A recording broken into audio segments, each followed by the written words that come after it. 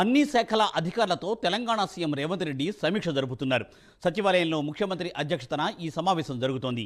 సమావేశానికి అన్ని శాఖల ముఖ్య కార్యదర్శులు హాజరయ్యారు. ఈ నెలలో బడ్జెట్ సమావేశాలు జరగనున్నాయి. వివిధ శాఖలకు సంబంధించి బడ్జెట్ ప్రతిపాదనలు, సంక్షేమ పథకాల కేటాయింపులపై ఈ సమావేశంలో ప్రధానంగా చర్చిస్తున్నారు. విభజన అంశాలపైన సమావేశంలో చర్చించనున్నారు.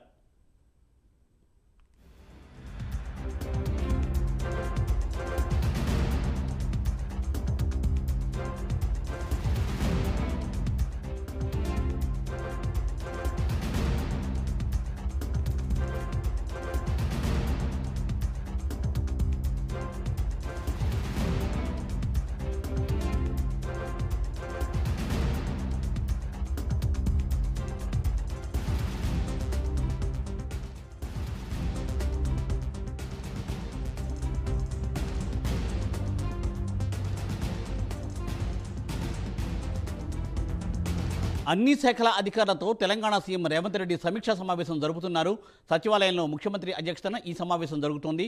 సమావేశానికి అన్ని శాఖల ముఖ్య కార్యదర్శులు హాజరయ్యారు. ఈ నెల 23 నుండి బడ్జెట్ సమావేశాలు జరగనున్న నేపథ్యంలో వివిధ శాఖలకు సంబంధించి బడ్జెట్ ప్రతిపాదనలు, సంక్షేమ పథకాలకు కేటాయింపులపై ఈ సమావేశంలో ప్రధానంగా చర్చ జరిగే అవకాశం ఉంది.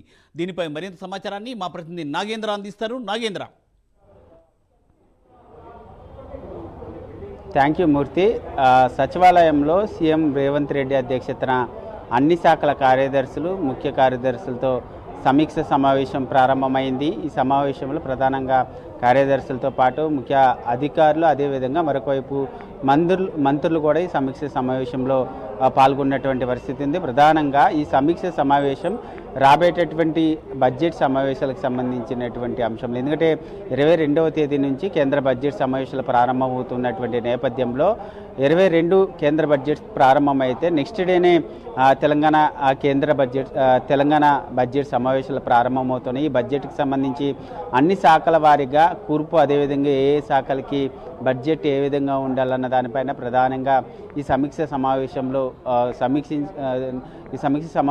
చర్చించబోతున్నారు. దీంతో పాటు మరొకవైపు ఈ బడ్జెట్కి సంబంధించినటువంటి అంశంతో పాటు మరొకవైపు ఈ నెల 6వ తేదీన ప్రజాభవన్లో రెండు తెలుగు రాష్ట్రాల సీఎంలు భేటీ కాబోతున్నారు. ఈ భేటీకి సంబంధించినటువంటి అంశంలో ప్రధానంగా ఇరు రాష్ట్రాలకు మధ్య సంబంధించినటువంటి సమస్యలు పరిష్కారం, పెండింగ్లో ఉన్నటువంటి సమస్యలతో పాటు ఇతర కొన్ని కీలకమైనటువంటి అంశాలపైన కూడా రెండు రాష్ట్రాలకు సంబంధించినటువంటి ముఖ్యమంత్రులు భేటీ అయ్యేటటువంటి సందర్భంగా ఇప్పటివరకు కూడా దాదాపు తెలంగాణ రాష్ట్ర విభజన జరిగిన తర్వాత అటు ఏపీ ఇటు తెలంగాణకు సంబంధించినటువంటి అంశంలో విభజన చట్టంలో ఉన్నటువంటి షెడ్యూల్ 9-10లో ఇప్పటివరకు కూడా 91లో దాదాపు 68 మాత్రమే సమస్యల పరిష్కారం అయ్యాయి. దాంట్లో ఇంకా 23 సమస్యలు ఇంకా పెండింగ్లో ఉన్నటువంటి నేపథ్యంలో వీటితో పాటు మరొకవైపు ఏ షెడ్యూల్లో లేనటువంటి దాదాపు 31 సమస్యలు అట్లాగే ఉన్నాయి. ఈ సమస్యలకు సంబంధించినటువంటి అంశంతో పాటు మరొకవైపు శాఖల వారీగా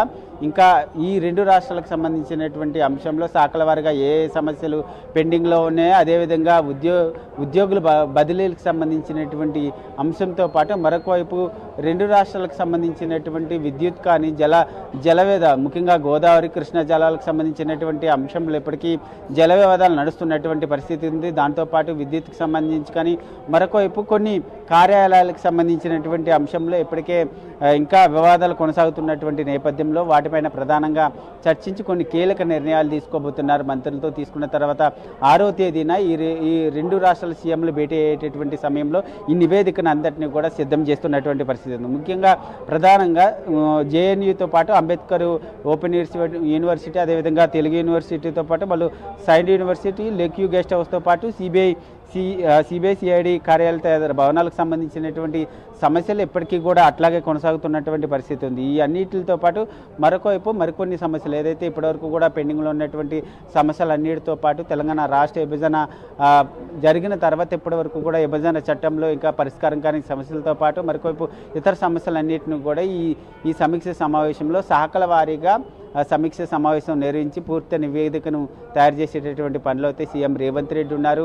ఒకవైపు బడ్జెట్, మరొకవైపు విభజన చట్టంకి సంబంధించినటువంటి అంశాలతో పాటు 6వ తేదీన రెండు రాష్ట్రాలకు సంబంధించినటువంటి ముఖ్యమంత్రుల భేటీకి సంబంధించినటువంటి అంశం పైన కూడా ప్రధానంగా చర్చ జరగబోతుందని చెప్పాలి. మూర్తి.